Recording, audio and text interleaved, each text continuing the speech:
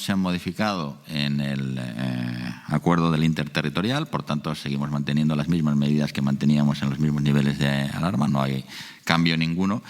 Y sobre el asunto de los gimnasios, en el que sí se había producido este cambio, después de debatirlo y de revisar las evidencias, es verdad que hay un sitio con un riesgo probablemente de transmisión, pero que en el que también hay una población que tiene menos riesgo, la población que hace deporte, la población joven, tiene menos riesgo de ser enfermedades, de padecer una enfermedad severa. Esa es un poco la razón de haber mantenido en este caso el mismo semáforo a lo que respecta a los gimnasios que manteníamos, es decir, mantendremos las mismas medidas en el mismo nivel. Y por eso nos hemos limitado a la hostelería y a las salas de apuestas. Los centros comerciales, insisto, nadie ha planteado el cambio, y centros comerciales y gimnasios en esta comunidad tendrán medidas restrictivas exactamente igual que las tenían con anterioridad. ¿Sobre cuánto va a durar? Ya lo hemos dicho, 14 días mínimo. ¿Sobre cuándo se revisan? Cada semana, los lunes. En relación a lo que comenta el vicepresidente, empieza a haber ya evidencia científica y hay un estudio hecho aquí en España en relación a la influencia de la actividad física y la mortalidad por COVID. Entonces, se está viendo en un estudio retrospectivo que aquellas personas que ingresaron en los hospitales había una diferente evolución entre los que hacían ejercicio, fuera donde fuera, frente a los que no hacían ejercicio. Por lo tanto, esto nos hace pensar que hay que ser muy exigentes con los aforos, muy exigentes con las medidas de protección dentro de los gimnasios, pero el ejercicio físico, evidentemente nosotros recomendamos que mientras se pueda se haga al aire libre, y ahora el tiempo nos acompaña, pero el ejercicio físico parece ser un elemento clave en la evolución de la enfermedad por coronavirus. Desde Castilla y León Televisión nos sigue esta mañana Sandra Vasallo, así que adelante, Sandra.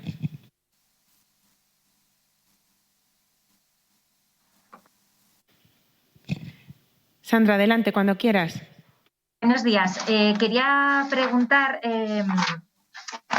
por cuáles serán los criterios para ampliar las medidas restrictivas a mayores de las que se han tomado esta semana, y si se plantean el cierre perimetral de municipios o de provincias si la situación epidemiológica se complica. Bueno, los criterios son, insisto, la existencia de un nuevo acuerdo del Consejo Interterritorial, de las Direcciones Generales de Salud Pública, de la Comisión Nacional de Salud Pública, que está publicado con fecha 26 de marzo, por eso es el que nos ha obligado a cambiar estos criterios. Y, en principio, sobre el cierre perimetral de provincias o de municipios, ya lo hemos explicado muchas veces, no nos gusta tomar medidas que no se pueden llevar a cabo. Y 3.000 municipios son difíciles de manejar. Insisto, no es lo mismo la composición municipal y geográfica de esta comunidad que la de otras comunidades que tienen muchísimo menor número de municipios o una composición municipal y geográfica diferente. En principio no nos lo planteamos, porque además sabemos de las dificultades logísticas, porque así nos lo ha comentado en reiteradas ocasiones por parte de las delegaciones del Gobierno, de las dificultades logísticas de hacer un cierre perimetral provincial en cada municipio. En principio no creemos que se vaya a producir un trasvase de población, porque las limitaciones no lo justifican. No creo que nadie se vaya de un sitio a otro para estar en el interior de un restaurante cuando puede estar en la terraza en su propio municipio, con lo cual no parece que esté muy justificado hacer un despliegue logístico que es muy difícil de hacer cumplir, y que en este caso no observamos que vaya a generar un beneficio que lo haga rentable. Pues turno ya para Sonia Díaz, de la agencia Europa Press. Sonia, buenos días. Sí, buenos días. Una vez más, la hostelería vuelven a ser los grandes perjudicados de esta medida. ¿Cree que con el cierre del interior de la hostelería en estos municipios va a ser suficiente? Y si se plantean establecer alguna otra línea de ayudas para los hosteleros, ya que una vez más se ven afectados por las restricciones. Y dada la evolución de la pandemia, imagino que por el momento no se plantean quitar el cierre perimetral de la comunidad, una medida que creo que se había acordado hasta después de Semana Santa. No sé qué se plantean sobre esto. Muchas gracias.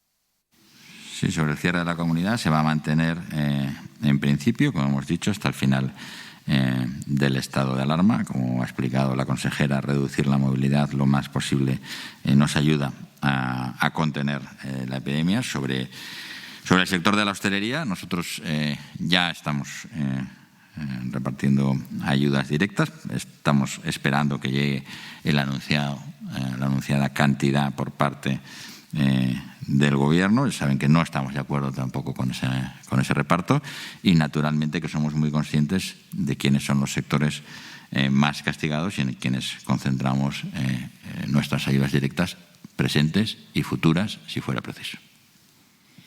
En la agencia ICAL tenemos esta mañana a Carlos Tabernero. Carlos, cuando quieras.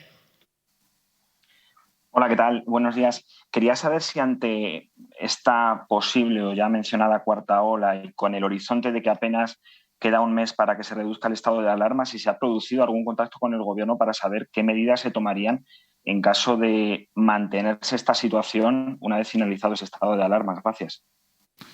Pues no, hasta donde sabemos.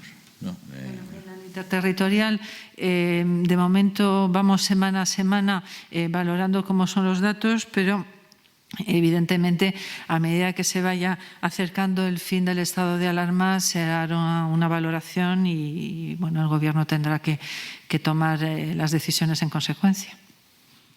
Le corresponde ahora preguntar a Óscar Rodríguez de la agencia EFE. Óscar, adelante. Hola, buenos días a todos.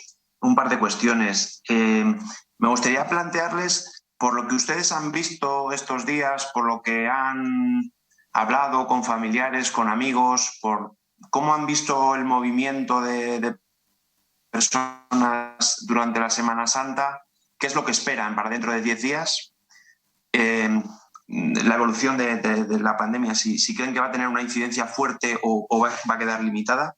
Y sobre las vacunas, me gustaría saber si la consejera nos puede decir, porque llevan semanas diciendo que el Ministerio les había ofrecido una planificación para tener una planificación más cierta sobre la recepción de vacunas.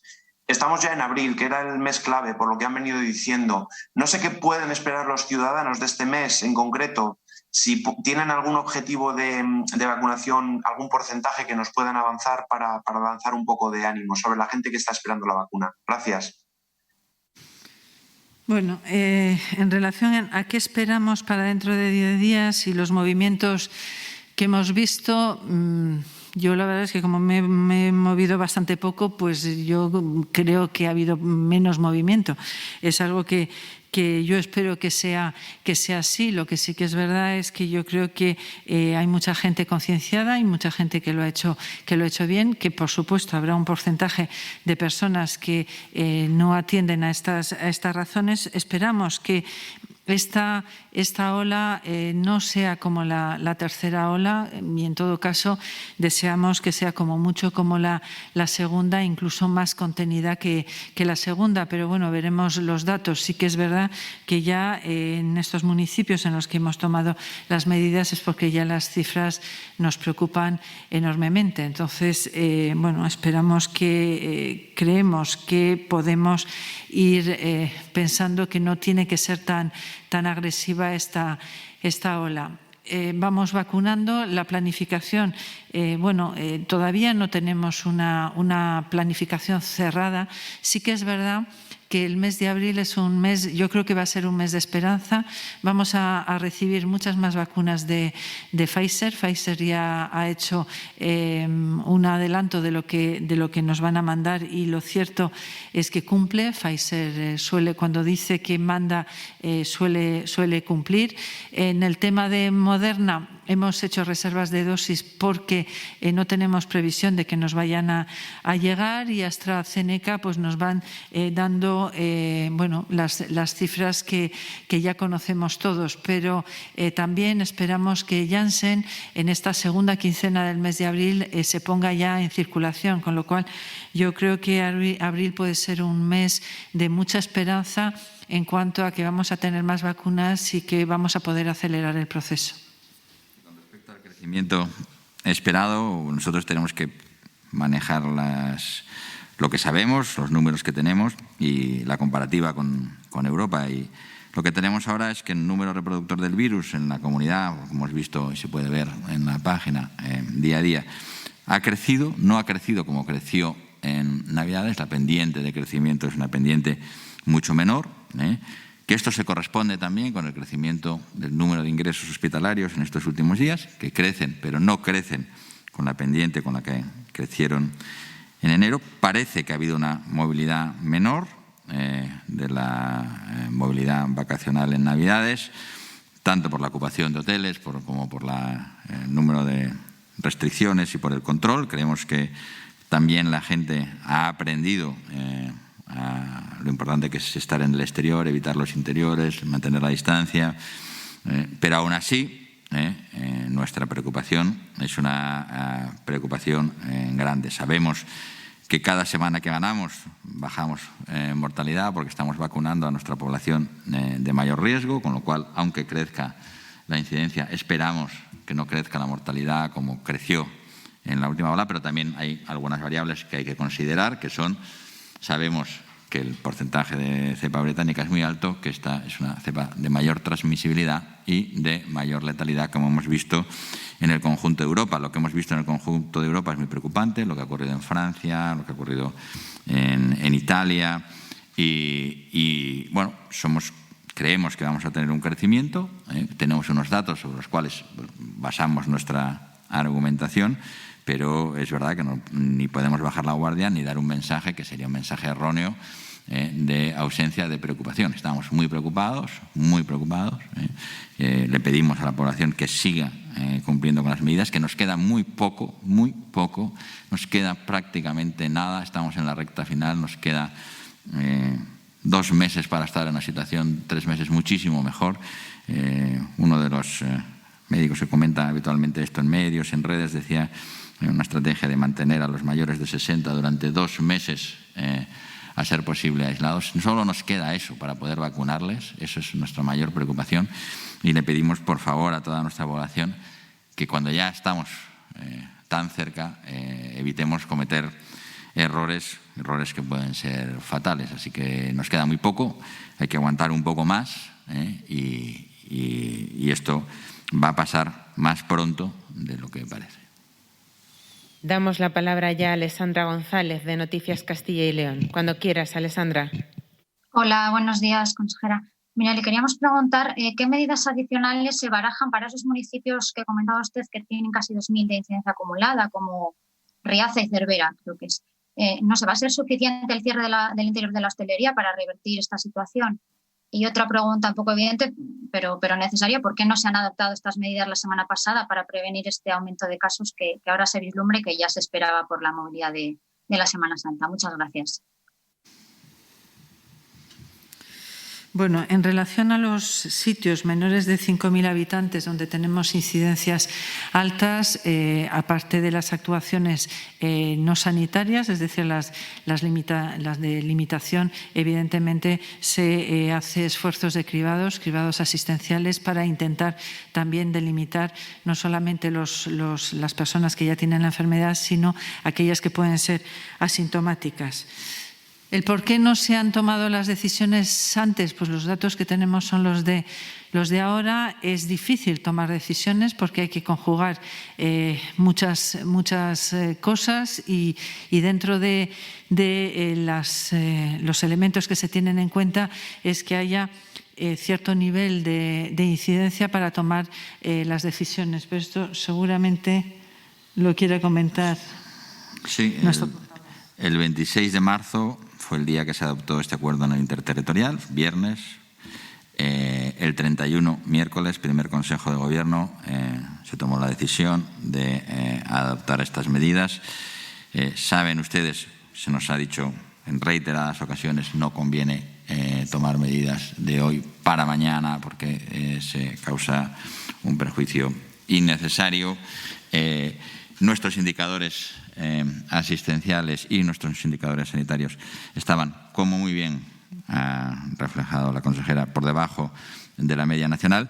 Y es verdad que cuando tomamos las medidas pues, de hoy para mañana se nos critica la precipitación y cuando las tomamos con tiempo la tardanza. Pero bueno, así llevamos un año.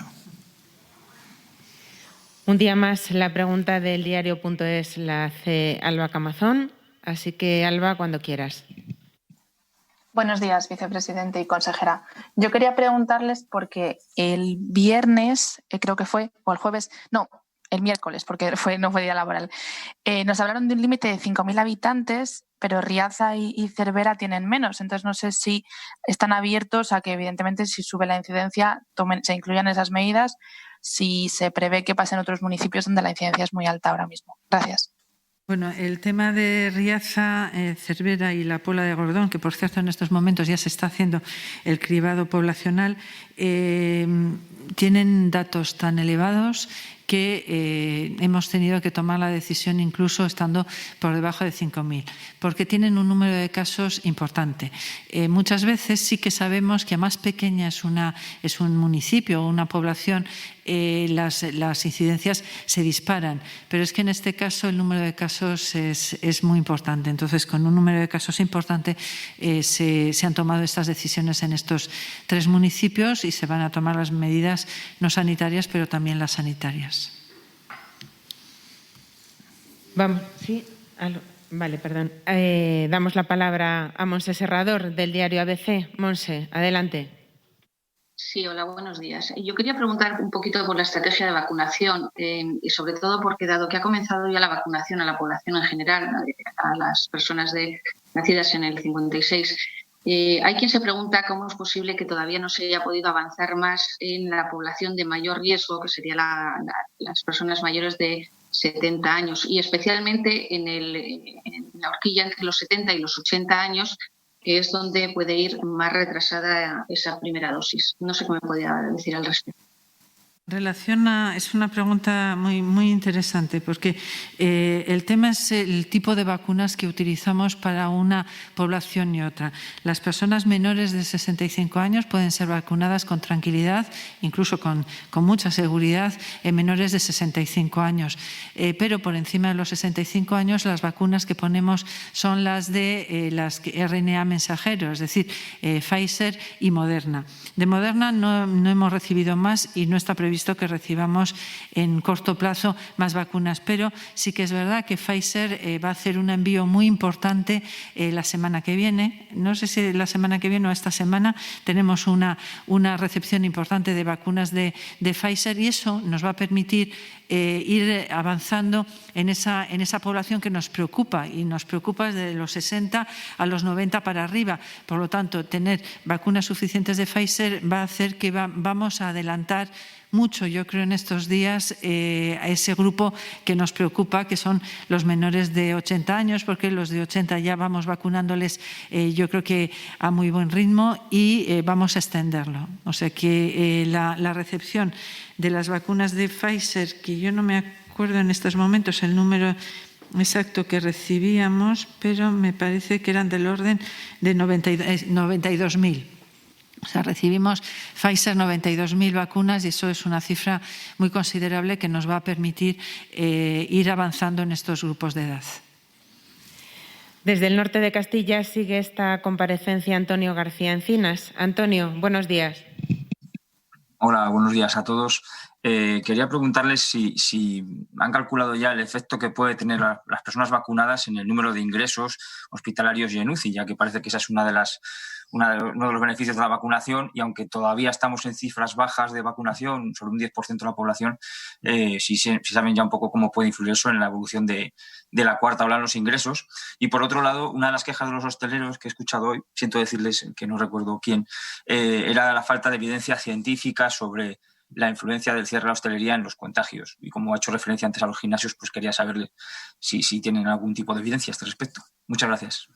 En relación a la evidencia científica, ya hay publicados varios artículos en Nature y varios artículos en el Lancet y en revistas internacionales de mucho prestigio, en el que se dice que aquellos entornos donde aumenta el contacto social hay más posibilidades de contagio. Y dentro de los aumentos de contacto social está el intrafamiliar, que no se nos puede olvidar, es decir, cuando no respetamos nuestra burbuja doméstica, cuando nos juntamos varios miembros de la familia de diferentes burbujas domésticas, ese es un centro que ha sido importante a la hora de los contagios. Y luego cualquier otro sitio donde pueda incrementarse el contacto social, sobre todo si no se garantiza el uso continuado de la mascarilla. Y estos estudios pues están ahí y son además yo creo que de una grandísima envergadura. De la doctora Chan es extraordinariamente potente e importante, y eso es lo que nos vienen diciendo las investigaciones. En cuanto al efecto de las personas vacunadas y los ingresos, pues lo tenemos muy claro en el nivel sanitario en las residencias.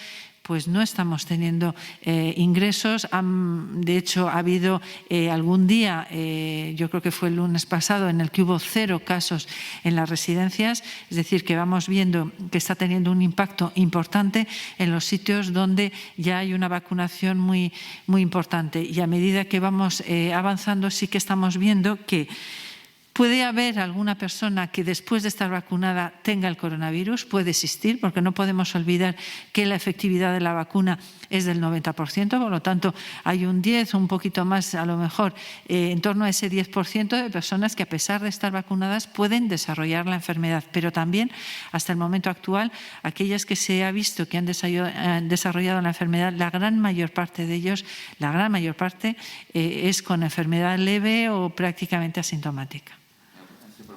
Y también recomiendo que lo consulten en la página, porque es una de las ventajas, insisto, de tener los datos abiertos. Tenemos publicada la mortalidad por grupos de edad. Mayores de 80 años suman más de 8.000 fallecidos. Entre 70 y 79, 1.500 y menos de 1.000 por debajo de esas edades. ¿Cuál es el impacto de vacunar a los mayores de 80 si conseguimos una reducción de la mortalidad esperada por encima del 90 y tantos %? Pues es eliminar la inmensa mayoría de la mortalidad. Por eso hemos planteado esta estrategia. La mortalidad en este grupo de edad supera el 30-40%, dependiendo de hombres o mujeres. En los 80 está entre el 9 y el 4%, entre 70 y 79, y luego por cifras muy inferiores al 5% a partir de 60, el 3,4 y 1,1, y ya por debajo del 1 en el resto de grupos de edad. Por tanto, esperamos razonablemente que el hecho de haber vacunado a más de la mitad de la población de mayores de 80 con al menos una dosis y a prácticamente el 90 y tantos % de los mayores de 90 nos permita una reducción de la mortalidad muy importante en el caso de tener una nueva ola. También hay que recordar que gran parte de esta mortalidad de mayores de 80 se producía en residencias que están todos ellos inmunizados, porque son donde la transmisión es más fácil. Por tanto, nosotros esperamos una nueva ola, sí, que puede darnos problemas asistenciales, pero también esperamos razonablemente, a la vista de los resultados en Israel y en Estados Unidos, una notable reducción de la mortalidad en el caso de producirse una nueva ola. Nos acercamos ya al diario de Ávila. Allí está Eduardo Cantalapiedra. Hola, Eduardo. Hola, buenos días. Mire, quería preguntarles, en las últimas semanas la provincia de Ávila se ha mantenido con uno de los niveles de incidencia más bajos de la región, de cara a la Semana Santa se decidió mantener a toda la región en nivel 4 de alerta. No sé si la evolución, aunque ahora está habiendo repuntes, pero la evolución a futuro siguiese por esa línea, manteniendo una incidencia baja en la provincia de Ávila, si se ha planteado la posibilidad de incluso de bajar el nivel de alerta en esta provincia. Muchas gracias. Bueno, los niveles de alerta tenemos que seguir el semáforo. Seguir el semáforo significa que durante 14 días una provincia se tiene que mantener en los niveles más bajos. En estos momentos en los que puede haber habido mayor movilidad y mayor contacto social, lo que tenemos es que estar a la expectativa y, desde luego, seguiremos haciendo lo que hemos hecho siempre, seguir los datos epidemiológicos y seguir los datos sanitarios. Quiero, además, aprovechar su pregunta, aunque usted no me lo pregunta, pero yo se lo voy a contar, en relación a la vacunación. La vacunación se ha decidido, estaba centralizada en Ávila, pero vamos a poner en marcha, esta mañana se nos ha comunicado cuáles van a ser los puntos de vacunación satélite en la provincia de Ávila. Arenas de San Pedro, que incluye la zona básica de Lanzaíta, Molventral y Candeleda, Sotillo de Ladrada, Arévalo y la zona básica de La Moraña, y Piedrahíta, donde acudirán los de Barco de Ávila y Gredos. Es decir, que queremos, como decíamos antes, acercar en algunos sitios donde hay dificultades geográficas claras, acercar la vacunación lo más posible a esos puntos. A ese respecto, también conviene recordar que en la provincia de Ávila, ahora mismo, con los indicadores actuales, el nivel de alerta sería un nivel de alerta alto, porque tiene una ocupación de críticos alta, aunque tiene una ocupación en planta baja, y sobre todo que el crecimiento, aunque los indicadores de incidencia son moderados, el crecimiento está superando con mucho el 50%. Tiene una tasa de incidencia acumulada a 7 días de 47 y de 69 a 14. Eso quiere decir que está creciendo a un ritmo muy importante. Por tanto, nuestra recomendación, también en Ávila, como en todos los sitios, es extremar las medidas de precaución. Desde ILeón pregunta ya Carlos Domínguez. Carlos, buenos días. Hola, muy buenos días. Tenía algunas preguntas al hilo, sobre todo de lo que se ha ido argumentando en la propia rueda de prensa. Por un lado, y por concretar, no sé si hay puntos también de vacunación satélite en la provincia de León, que nos pudiera concretar, porque se ha producido la primera vacunación con AstraZeneca a los de 65 años este fin de semana, con más de 4.000 dosis se han puesto, pero había poblaciones a más de 2 horas de distancia de ida y otros tantas de vuelta que, lógicamente, en muchos casos no han acudido esos vecinos. Y, por otro lado, respecto también a las diferencias de vacunación de las diferentes provincias, el vicepresidente ha argumentado la elevadísima mortalidad que se produce con los mayores de 80 años, como ya conocemos, y también ha hablado de la defensa de poner en relación para el reparto de las vacunas no solo el número de dosis, sino también la población. Y en ese caso, la provincia de León, que tiene el récord en población mayor, con enorme diferencia, 47.000, tiene unos bajísimos porcentajes ahora mismo de personas totalmente inmunizadas o al menos con una dosis. Pasa también en Salamanca y en Zamora, pero es evidente una diferencia de, por ejemplo, el 32% de los mayores solamente protegidos con las 2 dosis, frente a provincias como Soria con el 92 o el 96% de vacunación ya puesta. Voy a tener que volver a insistir un poco sobre esas enormísimas diferencias que se producen en diferentes provincias en esos ritmos de vacunación. Y querría también saber, nos han hablado del mantenimiento del cierre perimetral, si hay un planteamiento inicial de posibilidad de modificación del horario del toque de queda, por bajarlo más o por holgarlo un poquito más o por poder subirlo. Y ya solo como un último detalle, si nos podría concretar la incidencia de 2 localidades importantes de la provincia de León, que creemos que se han quedado al borde del límite de los 150 casos por 100.000 habitantes, que son León Capital y Astorga, para conocer un poco cuál es el margen por el cual no han entrado en las medidas excepcionales que han anunciado hoy. Gracias. Voy a responder porque tengo aquí los datos sobre la vacunación en León. Por esa razón, León es la provincia que mayor número de dosis ha administrado de toda la comunidad, 107.000. la provincia que mayor número de dosis ha administrado de toda la comunidad. Pero es que, le insisto, es que León tiene pues 18.000 trabajadores en centros sanitarios, 5.000 más que Burgos. Es que tiene otros 5.000 más que Salamanca. Y trabajadores de centros sociosanitarios también tiene 1.130 más que Burgos. Y en otros trabajadores esenciales también ocurre lo mismo. Esa es la razón. Otros profesionales, por ejemplo, tenemos aquí 4.100 contra Burgos 1.397.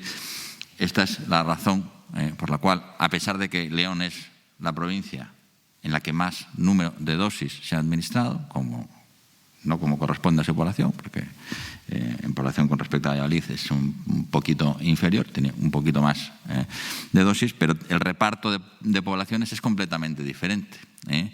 Entonces, no se pueden repartir de forma homogénea las dosis tampoco, porque como ustedes bien saben, dosis de AstraZeneca no hemos podido poner hasta hace poco a mayores de 55, de 55 a 65, no podemos ponerla por encima de 65. Hemos tenido que vacunar también con Pfizer a trabajadores sanitarios al principio porque no teníamos de AstraZeneca, con lo cual las segundas dosis hay que ponerlas también con esa misma medicación, con lo cual donde más trabajadores sanitarios hay, más segundas dosis de Pfizer, de primeras dosis que hemos puesto, tenemos que poner. No hemos puesto Astra porque nos ha llegado más tarde. Y esa es un poco la explicación. Y yo me temo que vamos a estar así todas las semanas, porque somos 9 provincias y la semana que viene, pues si no es León, será Soria, si no será Zamora y si no será Valladolid. Pero esa es la ventaja que tiene tener los datos, y yo creo que es una buena cosa hacer estas preguntas. Quiere decir que los datos se miran. Ahora vamos a intentar explicarlos, ¿no? Pero yo creo que es una gran ventaja tener los datos abiertos para que todo el mundo pueda ver cuántos trabajadores sanitarios tiene cada uno, cuántas población esencial.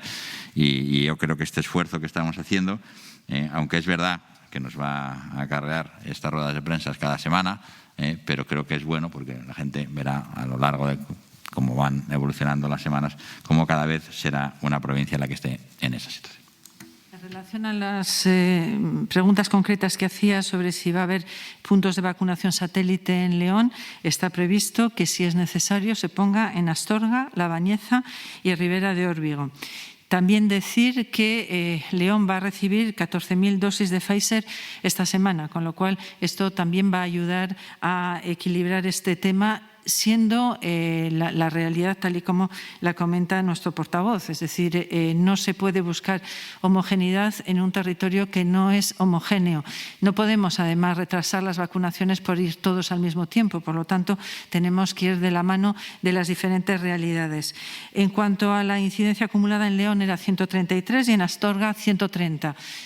Esperemos que no lleguen a 150, ese es el deseo que tenemos. Y en cuanto a la pregunta que hace del toque de queda, no es algo que se haya planteado en el Consejo Interterritorial, pero sí nos consta que hay comunidades autónomas que tienen su toque de queda a las 11 y están planteando reducirlo a las 10 de la noche.